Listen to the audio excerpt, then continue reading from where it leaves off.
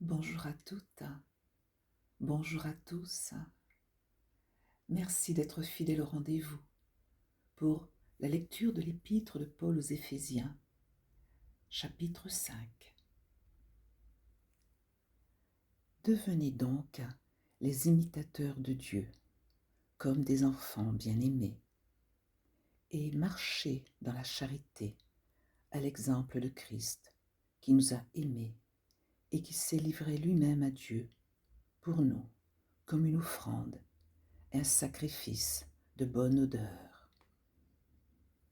Que l'impudicité, qu'aucune espèce d'impureté et que la cupidité ne soient pas même nommées parmi vous, ainsi qu'il convient à des saints. Qu'on n'entende ni paroles déshonnêtes, ni propos insensés, ni plaisanteries, choses qui sont contraires à la bienséance. Qu'on entende plutôt des actions de grâce, car, sachez-le bien, aucun impudique ou impur ou cupide, c'est-à-dire idolâtre, n'a d'héritage dans le royaume de Christ et de Dieu. Que personne ne vous séduise par de vains discours, car c'est à cause de ces choses que la colère de Dieu vient sur le fils de la rébellion. N'ayez donc aucune part avec eux. Autrefois, vous étiez ténèbres, et maintenant, vous êtes lumière dans le Seigneur. Marchez comme des enfants de lumière, car le fruit de l'esprit consiste en toutes sortes de bonté, de justice et de vérité.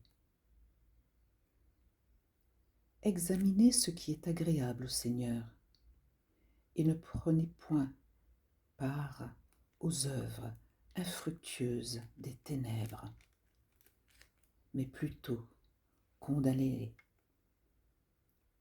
Car il est honteux de dire ce qu'ils font en secret. Mais tout ce qui est condamné est manifesté par la lumière, car tout ce qui est manifesté est lumière. C'est pour cela qu'il est dit : réveille-toi, toi qui dors, relève-toi d'entre les morts, et Christ t'éclairera. Prenez donc garde de vous conduire avec circonspection, non comme des insensés, mais comme des sages.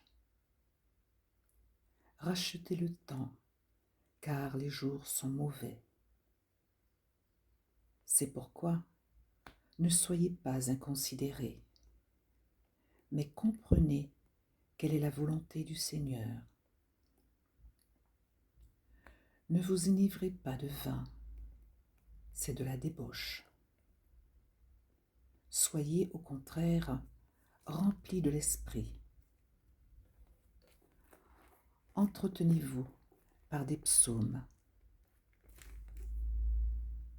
par des hymnes et par des cantiques spirituels, chantant et célébrant de tout cœur les louanges du Seigneur. Rendez continuellement grâce pour toutes choses à Dieu le Père, au nom de notre Seigneur Jésus-Christ, vous soumettant les uns aux autres dans la crainte de Dieu. Femmes, soyez soumises à vos maris, comme au Seigneur, car le mari est le chef de la femme, comme Christ est le chef de l'Église, qui est son corps et dont il est le sauveur. Or, de même que l'Église est soumise à Christ, les femmes aussi doivent l'être à leur mari en toutes choses. Marie, aimez vos femmes comme Christ a aimé l'Église et s'est livré lui-même pour elle, afin de la sanctifier, après l'avoir purifiée par l'eau et la parole, afin de faire paraître devant lui cette Église glorieuse, sans tache ni ride, ni rien de semblable, mais sainte et irrépréhensible. C'est ainsi que les maris doivent aimer leurs femmes, comme leur propre corps. Celui qui aime sa femme s'aime lui-même, car jamais personne n'a haï sa propre chair, mais il la nourrit et en prend soin, comme Christ le fait pour l'Église, parce que nous sommes membres de son corps, étant de sa chair et de ses os. C'est pourquoi l'homme quittera son père et sa mère et s'attachera à sa femme, et les deux deviendront une seule chair. Ce mystère est grand. Je dis cela par rapport à Christ et à l'Église. Du reste, que chacun de vous aime sa femme comme lui-même, et que la femme respecte son mari.